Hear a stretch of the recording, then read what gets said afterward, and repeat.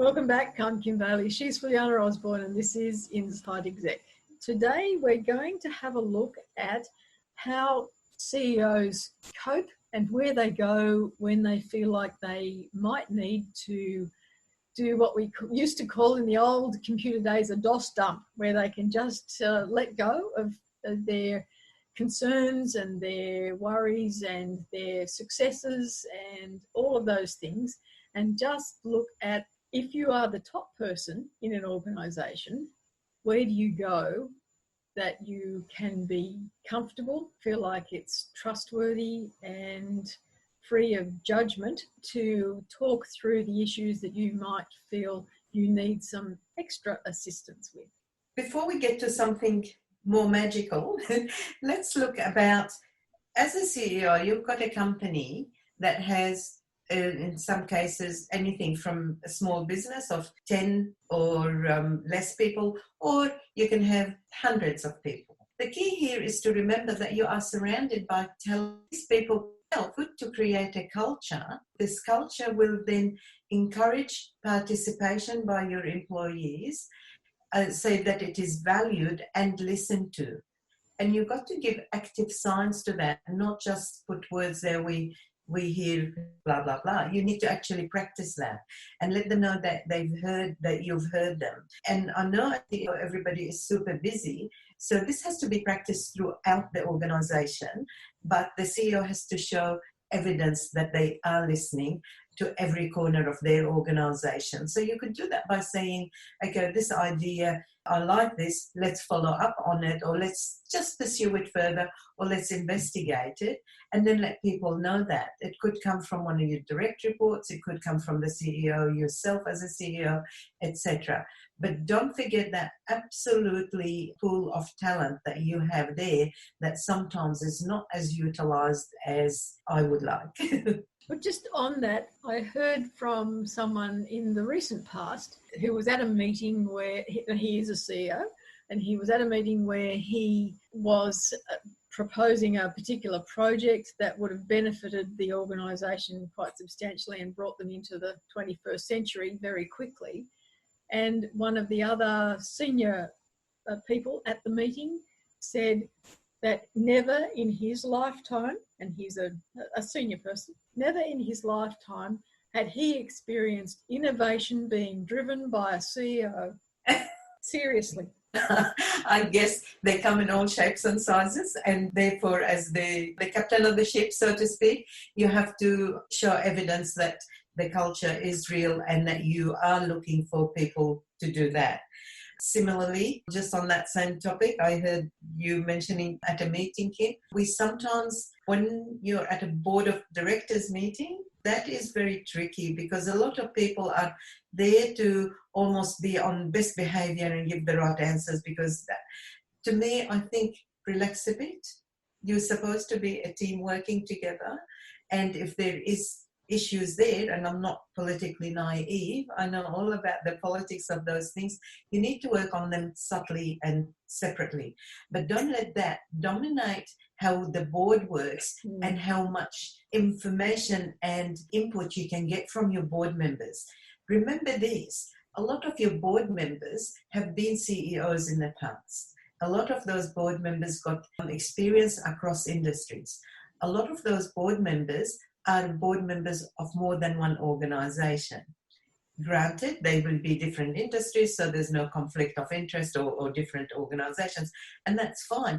But don't underestimate them because they come across as annoying or questioning or whatever. Don't let that get in the way. If you, again, create a culture at the board level that is valued and respected whilst being politically astute and not play silly politics, but know that it does go on, and that's another resource that I think can be better utilised. And I think it's part of the culture of an organisation that engenders that trust is that the rest of the group sees that that happens at the top, because yes.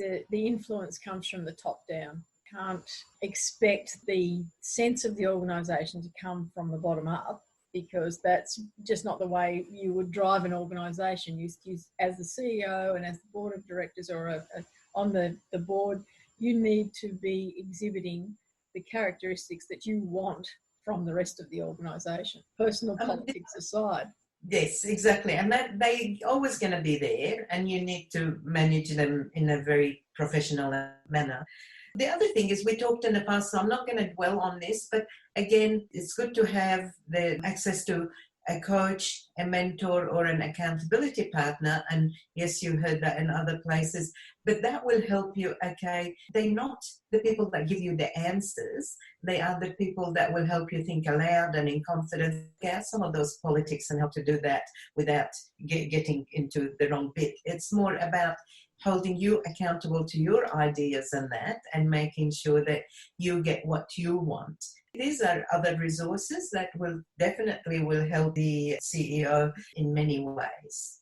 I thought it was interesting when we were talking to Nick Gorman, he was starting to move out of the industry that he knew into other industries. I find it an interesting intellectual dilemma.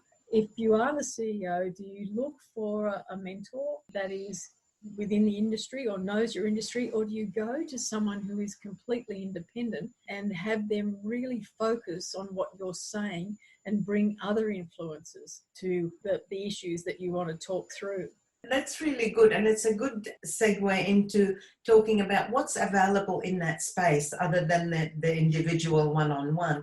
Now, there are groups and organizations. There's a CEO forum, and they've been established for years. There's an international, Chief Executives Officer and Chief Financial Officers and Human Resource Officers all come into their own groups across industries.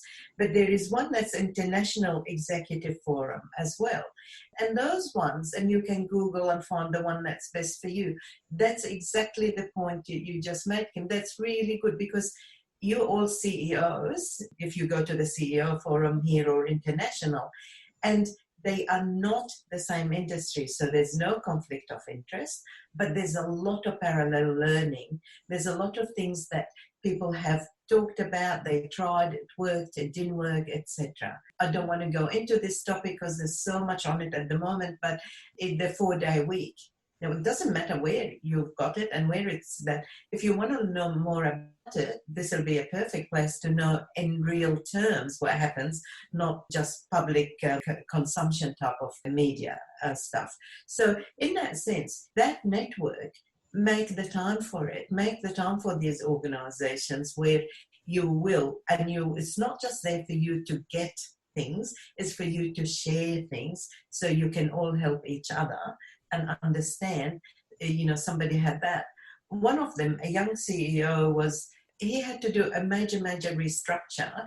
And that's hard for anyone, even if you've been in the business for 40 years as a CEO, cutting the organization and reshaping it. It's not, he was able to talk with another person in a completely different industry and was able to prepare his feelings better of delivery. Was able to continue to stay professional and human and honest and truthful, but he learned about the timing. He learned about the communication, not just telling them, but how do you help them digest the information.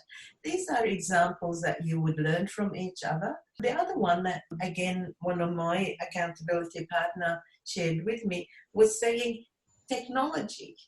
Now, you have something that, you think, oh no, that's manufacturing. I wouldn't, you know what I mean? I can't see what the relevance of that is on my organization. But the more you hear, the more you listen about what it was and how it got there and what benefits, you can maybe adapt the idea. That to me is the biggest winner for a CEO, to be in touch with those other CEOs. This podcast is probably a perfect example of that, because we come from, although we worked together 30 plus years ago, she said behind her hand, we travelled different paths and we have worked in very, very different industries. And the people who are listening to this come from every industry you could imagine. So how do we keep the information that we're giving them relevant is by just talking about what we've done. And in terms of a mentor or a coach, that's exactly what you're doing. You're just talking about what you've done. If you've not ever been through that process before and you're unsure about how it works, it is simply two people having a conversation about issues, much as we do here on this podcast. We give our views, and then we decide after we've given our views, as you would when you are listening to us, what you will do with that information. It's not up to us to give you answers. Certainly when we do the case studies, we're a bit more specific.